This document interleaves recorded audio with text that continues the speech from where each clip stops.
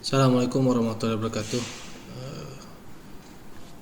Pertemuan kali ini kita akan coba membahas tentang apa yang dimaksud dengan dasar-dasar citra digital.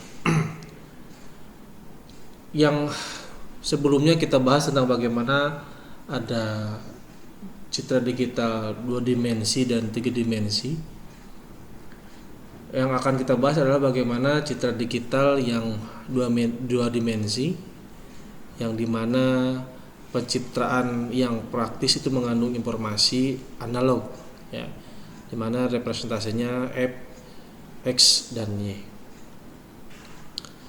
Dimana untuk citra itu berarti nilai besar atau kecil, rendah atau tingginya sebuah frekuensi sejalan dengan analog atau dengan intensitas pancaran atau pantulan dari objek pencitraan, sehingga sifat kontinu karena posisi setiap unsur atau elemen citra menyambung dari satu piksel ke piksel yang bersebelahan. Kita juga pernah bahas bahwa piksel adalah satuan kecil dari ukuran dari sebuah citra, dimana jika kita mempunyai citra HD atau HD itu di 1080 dikali 720 piksel, dimana banyaknya kotak atau frame dari sebuah gambar itu adalah mempunyai nilai 1080 untuk kolomnya dan mempunyai 720 untuk kolomnya, row-nya. Dalam konteks pengolahan citra digital dengan komputer, di mana citra yang asli harus mengalami proses alih bentuk atau transformasi ke citra digital atau diskrit.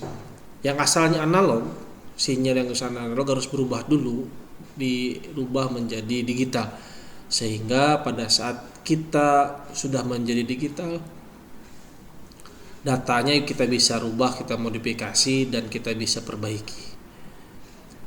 Oleh karena itu, konsekuensinya adalah kehilangan sebagai informasi pada proses analog to digital converter, di mana prosesnya itu ada sampling, kuantitasing, dan coding. Biasanya terjadinya kehilangan sebagai informasi itu pada saat sampling, ya, sehingga tidak semua data dan analog itu bisa dikonversikan secara lebih keseluruhan pada proses pengalihan menjadi sinyal digital. Oleh karena itu, tadi dibilang bahwa citra digital itu mempunyai piksel, ya. Tadi saya analogikan dengan kualitas HD, ya, di mana ada 1080 ke 2720 itu bagaimana eksis X dan eksis Y-nya, sehingga ini menunjukkan bagaimana sebuah matriks pada program komputer koordinatnya, sehingga pemanipulasiannya menggunakan kaidah matriks. Pada dasarnya, persepsi sistem visual manusia itu mempunyai bentuk kompleks seperti ini, di mana kita mempunyai penangkapan akhir dari sebuah objek itu ada di optik, ya, di mana mata itu mempunyai iris, mempunyai retina, ada kornea, ada lensa, ada choroid, yang hasil akhirnya citra itu ditangkap oleh optik. Mata dapat diibaratkan sebagai sebuah sensor yang menangkap objek dalam bentuk citra. Proses pembentukan citra ini adalah mempunyai proses sebagai berikut, ya. Seperti contoh, sinar dari objek masuk melalui pupil, ya, lubang bulat di tengah iris, diameter lubang diatur oleh otot dan iris. Kemudian iris ini bisa otomatis melebar bila intensitas cahayanya rendah dan sebaliknya mengecil jika irisnya tinggi. Dengan demikian, rentang energi optik yang diterima retina sebagai sensor dipersempit sehingga rentang kepekaan terhadap rata variasi intensitas cahaya itu dari objek dapat diperluas. Jadi kalau misalkan orang yang minus atau plus itu fleksibel dari retinanya itu sudah kurang, sehingga bagaimana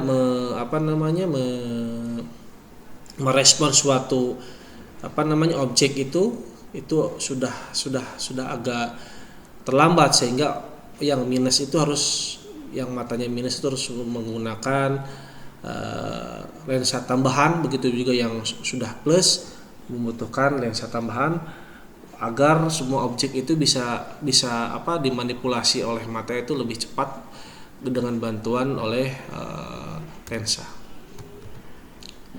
Ini melihat Monas ya menggunakan mata, ada mempunyai jumlah reseptor kerucut antara 6 sampai 7 juta yang terkonsentrasi di wilayah sudut pandang kurang lebih 8 derajat.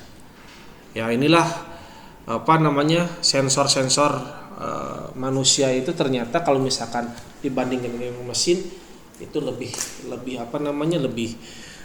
banyak, lebih kompleks dibanding kita menggunakan sensor mesin. Nah, dari 3 kerucut ini, yaitu ada kerucut merah, hijau, dan biru berfungsi masing-masing untuk menangkap informasi warna.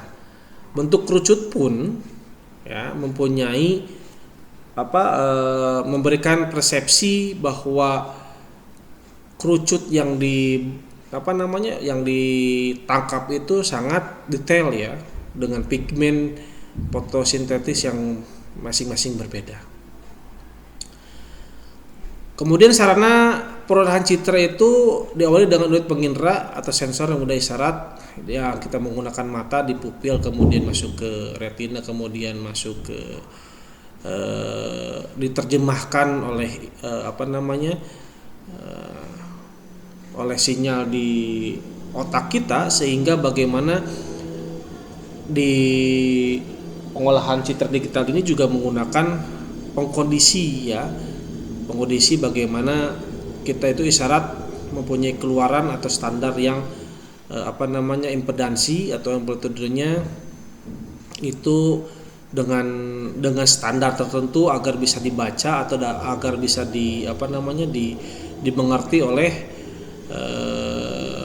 otak manusia. Begitupun juga kita menggunakan sarana komputer ya, di mana sarana komputer ini harus bagaimana bisa mengimplementasikan apa yang sudah dibaca oleh komputer, kemudian diproses, kemudian bisa dicetak kembali, baik maupun dicetak sebagai hard file atau soft file, sehingga bisa dilakukan menjadi bagaimana pengolahan ini bisa dilakukan sebagai sarana pengolahan citra.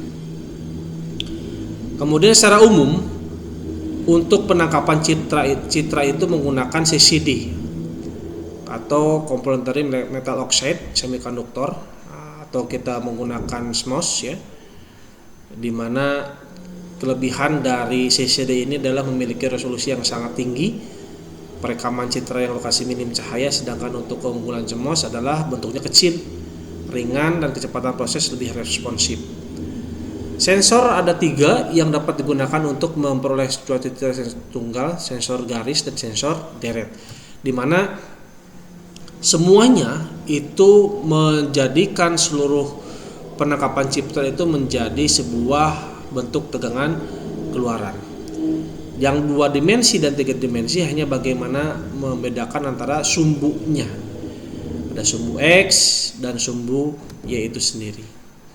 Kemudian hasil yang setelah pencitraan ini akuisisi kemudian dapat disimpan di sarana penyimpanan yang berupa dengan CD, flash disk, hard disk, atau sekarang sudah menggunakan SSD ya, sehingga bisa dipindahkan atau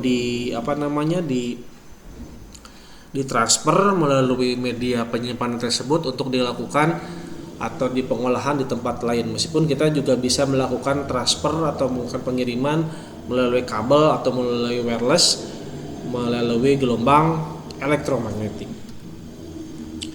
Ini adalah diagram blok bagaimana objek, kemudian ada sensor, kemudian ada pengkondisi sinyal, kemudian penyimpanan di dalam tadi hard disk, flash disk atau SSD. Kemudian kalau misalkan kita ingin mencetak, kita langsung cetak di printer.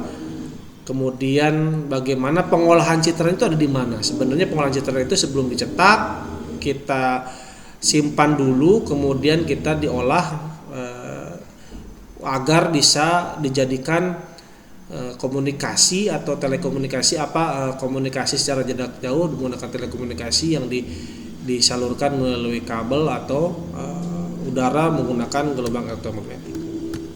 Jadi beberapa rangkaian atau unsur-unsur atau juga pemahaman bagaimana antara mulai dari penerimaan citra dan kemudian pengiriman, sehingga kita dapat tarik kesimpulan bahwa pengolahan citra itu diperlukan untuk kita menyalurkan sebuah citra ini dikirimkan sebelum kita melakukan pengiriman sinyal ke penerima melalui udara maupun di koaksial di kabel.